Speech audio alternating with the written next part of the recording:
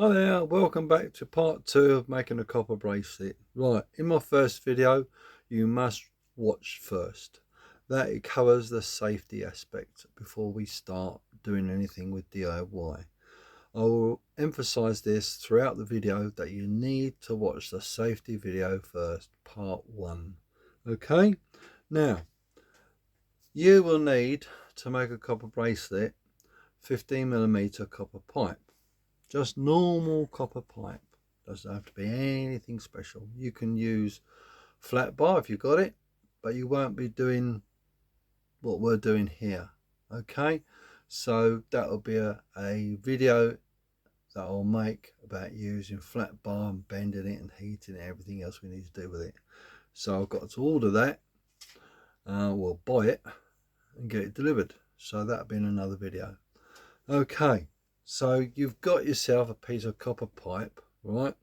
You cut it to length. Or if you're not sure, I'll run through in this video how you cut a piece of copper pipe. Okay, now we'll do that first. You need a pipe cutter. You can use one like this, which is very similar, or you can use one that you put over and you twist round and it cuts the pipe. There's basically two types, this type and one that goes like it's almost like it's all covered in a metal sheath where you just push over the pipe where you've marked it and you twist it round and round and round. This does the same thing, but this is if you've got a bigger space to work with. Right, so one length of copper pipe. Right, you will need to measure approximately 6 inches and mark it with a pen. I need to find a pen, so bear with me till I find something. Right, tape measure, measure copper pipe. Ideally a felt pen, black, dark colour, so you can mark your copper pipe. Let's move that down there a little bit. Be careful, the ends can be very sharp, so just bear that in mind. So you want to mark it about 6 inches. All right, that's there. All right, that's all I've done is I've put a little mark on there so you can see it. Yeah, that's about 6 inches in length. All right, close the tape measure up, put the top on the pen, otherwise it will go walkies and it will dry out if you're not careful. Right, so now we align this. There's a little cutting wheel in there. Right, you place that in the center of the mark where you marked it. You open it out a little bit, you gently tighten it up, not hard, just a little bite, and you just turn it round. Every turn you turn it a little bit more, you get the idea? So I'll speed this up for you, so you're watching me do it. I'll show you what it does a bit closer so you can see on the camera. You'll notice it puts a slight impression into the pipe and pushes that sharp wheel into the pipe, which causes it to cut. You'll notice there's 2 marks either side. That's where the rollers are rolling onto the copper pipe. So we just turn that round. But one thing bear in mind, when you're doing this copper pipe, once you've got to a point, will either drop off. So be careful where it's going to drop. It's not going to go on to something which is going to excuse me, cause a problem. What you can do is you can, obviously you need to hold it, but it's just gone. There we go, there we go. Just drops off like that. Be careful where it doesn't drop into something you've got liquid on the floor or something like that. So I'll put that up there out of the way. So there's an old saying, measure twice, cut once. Because I'm reasonably confident in what I'm doing, I've already marked it out and cut it. Well, it's 6 inches. All right, 6 inches. There's about 150 mil, 150, about 153 millimeters. All right, 15.3 centimeters. Now as I said, with these, you've got a burr on there now and a burr on there. Either use a file to file that burr off, right, and you need to a flat file to do the outside edge. But because that cutting tool pushes the pipe together, where you will have that sharpness will be in the inside of the pipe, okay, and that'll be the other end. If you notice it, that pipe has been squashed in a little bit, you can see that, okay. Now, pardon me, this tool I bought is rather expensive. It's about 50 quid.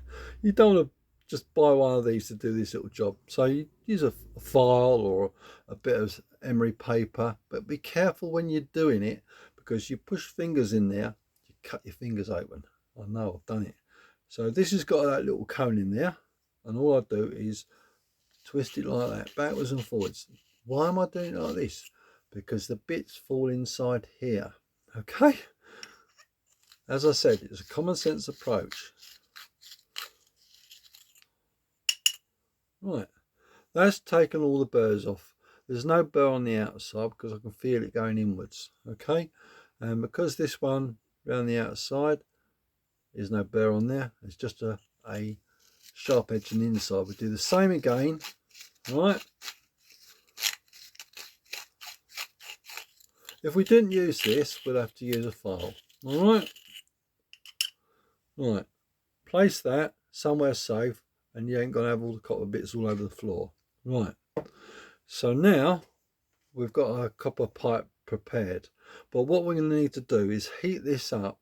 So that process, what we're going to call, is annealing, which makes the copper pipe soft, or copper soft. The reason why we do that is so we can manipulate it into the shape we want to. Okay, so we'll heat this up and I'll show you what we do next, so bear with. Okay, one gas bottle. Put your I always disconnect this. That's just my process. All right, you'll hear a little hiss when it pressurizes it. Okay, you might not have heard that.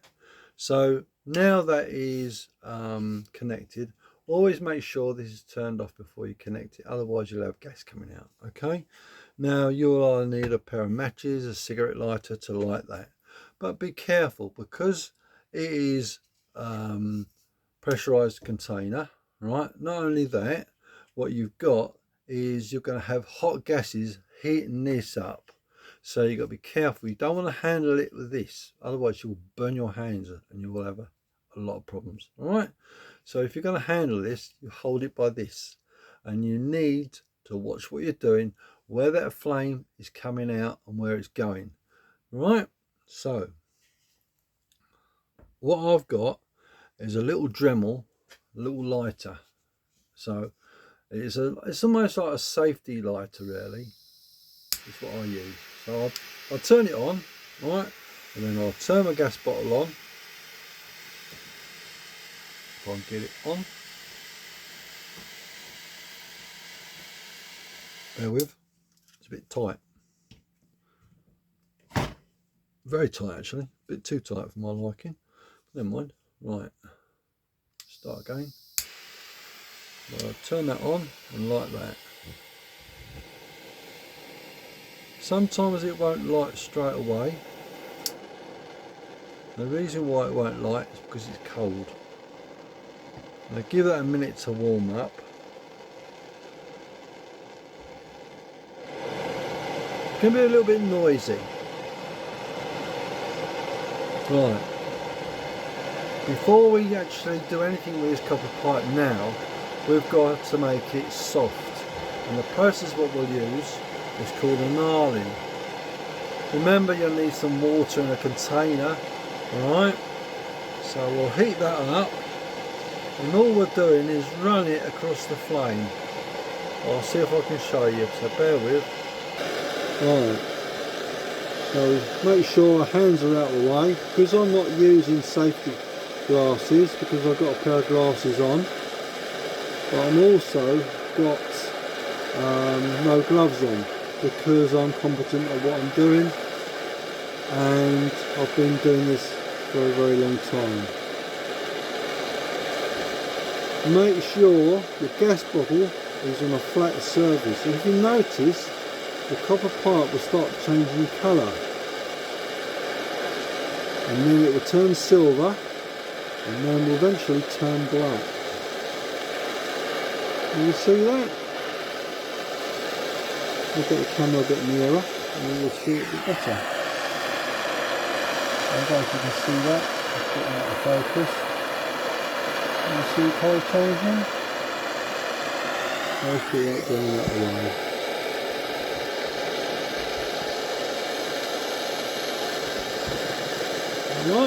Right, so we want it sufficiently hot that we don't want it melted. We want it hot enough so it changes colour to like a dark gunmetal colour. And we need to heat the whole pipe length up.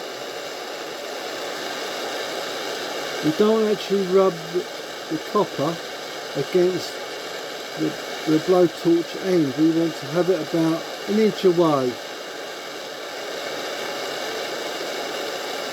Bearing in mind where your hand is.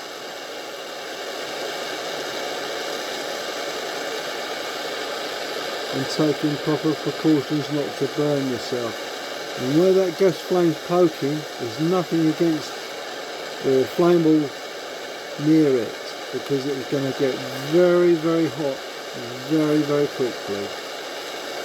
As you can see, that it's changed colour. What I'm going to do is turn the gas bottle off.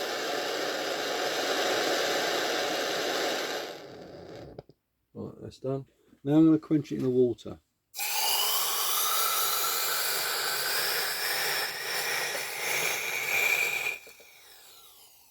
What I'll do is grab another long pair of pliers,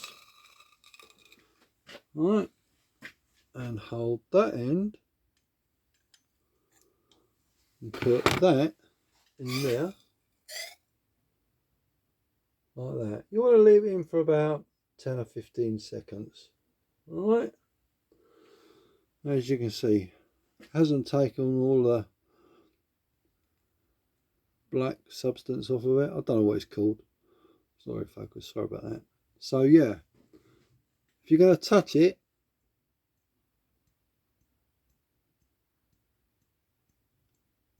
that's cold. So you can actually touch it now. So that now has become soft, and when I say soft, it is quite easy to squash with a pair of pliers or put it in the vise between my two bits of wood. So what I'll do is now we've that process there is basically annealing, and when you annul copper or metal, you're either making it harder or you're making it softer. As far as I know, it is by doing it that way is making the copper softer, and that way it's easier or more malleable to use for what you need it to. So we'll end up calling it a day on this video, because it is now nearly 14 minutes long, and that's part way through the video, because obviously doing this you want to do it properly, so we're going to take our time, make sure we do it right. Any questions again, please leave a comment down below. So this is part 2, cutting your copper pipe to 6 inches long, which is 153 millimeters in length, new money. Little bit on the safety aspect and having things ready for what you want to do. Lighting your gas torch, making sure that the gas torch is not touched, because that is going to be very hot. If you're going to touch it, always touch it by the base and make sure it's on a flat surface.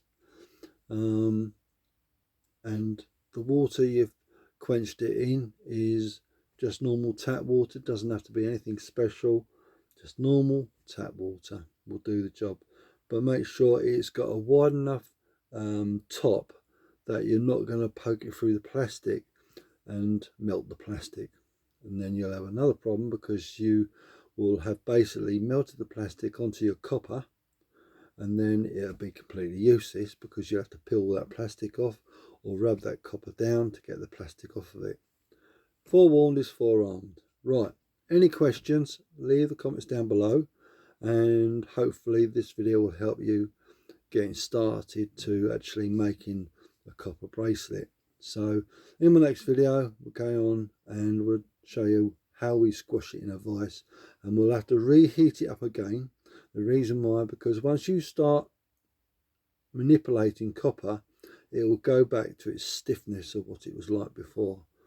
That way you have to do the process a few times to get it to the desired shape you require it. So thanks for watching.